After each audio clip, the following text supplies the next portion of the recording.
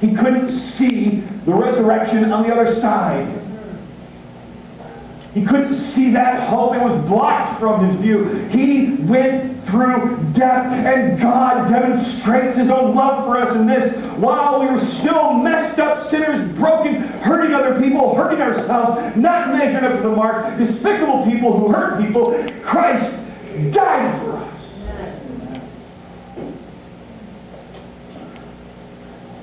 I don't know what picture you got of God. I don't know what picture of God you grew up with. I know what mine was.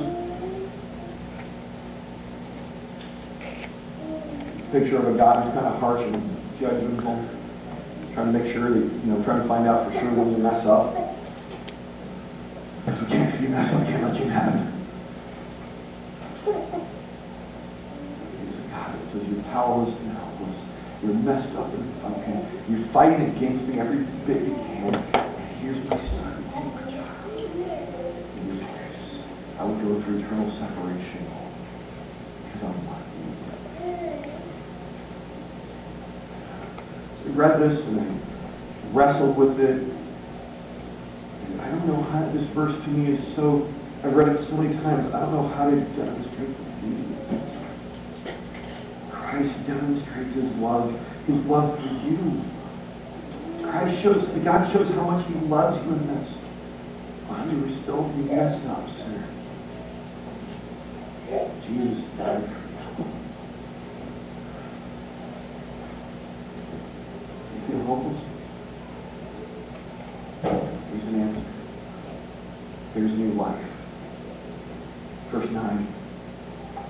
Since we've now been justified by His blood, how much more shall we be saved from God's wrath through Him? We're looking at a couple big words in there. What's God's wrath?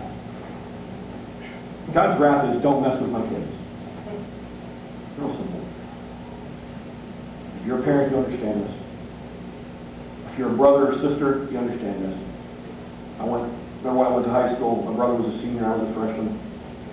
My brother and I didn't really get along much growing up. But I learned something. I was just a little brother. So when he came after me, they came after the child. I was a freshman, I could get kicked around. Just was a senior.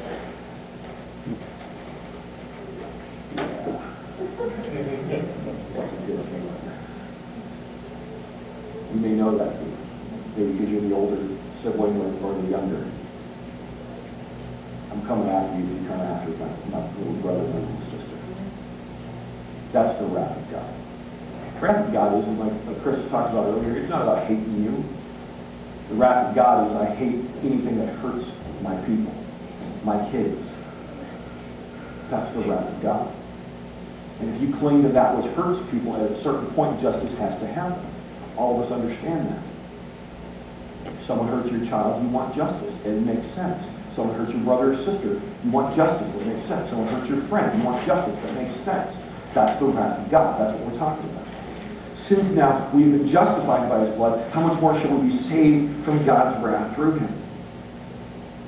Since we've been justified by His blood. What does that mean? Justified. So we're on the bike ride. What about 88 miles? Sarah's been saying, you can do 100. I'm saying, shut up. My tail's sore, my legs are sore, I have no energy, and done.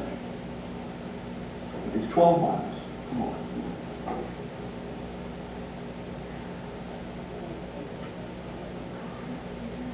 So dirt holes.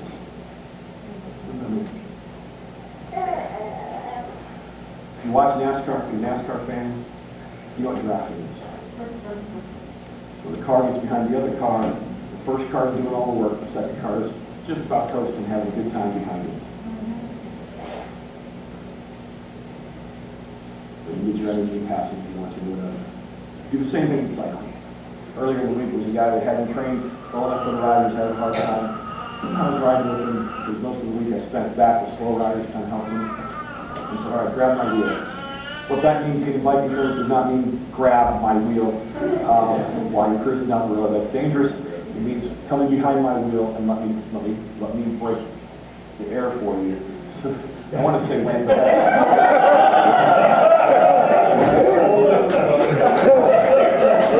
and break the air resistance, and kind of leave that. Oh my God, that's like 50% easier. I'm like, yeah, that's why we keep telling you guys to work together and draft off each other.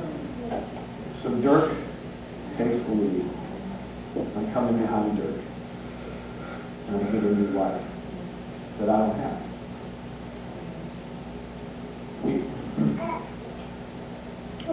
Since it's my ride, and they're counting everyone that comes in, we're not at the front. We didn't realize that some of the people had cut off part of the ride and had gone less than 88 miles, so they beat us. We were a little bitter.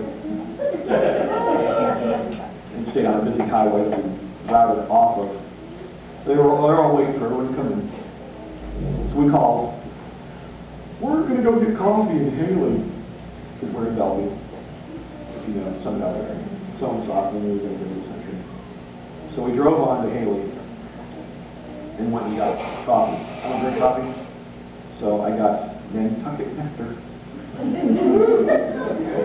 It's really good, actually, except another important lesson if you're working out hard, don't drink really cold liquids. It was rip your stomach up. But we sat down and I took in energy. And I received new life. When I got back, at the end of that ride, I was stronger than when I left for those 12 additional miles. Because I received new life. Since we've been justified, since you've been given new life, since what you don't have has been filled up by His blood. Put it back up on the screen. By His blood.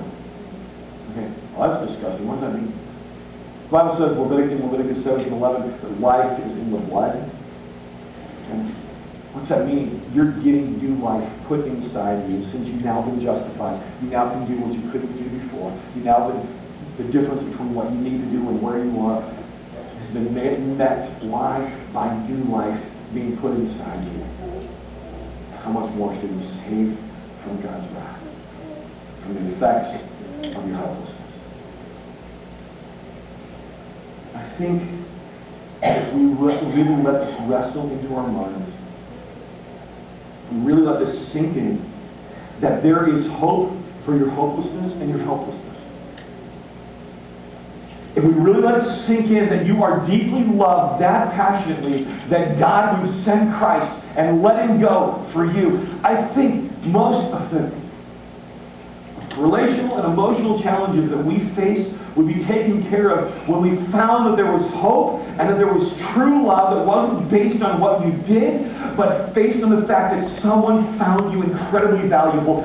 I think most of the challenges that we face would be erased. And my prayer for you, first of all, today is that you sense just a little bit of this amazing love that God has for you that says, I come in, I choose you, and I love you. And because of that, there's hope. You've been given new life. You're no longer powerless, not because of your ability, but because of new life being brought into you, because someone loved you that much that said, you're messed up, but I'd die for you anyway, even though you don't deserve it.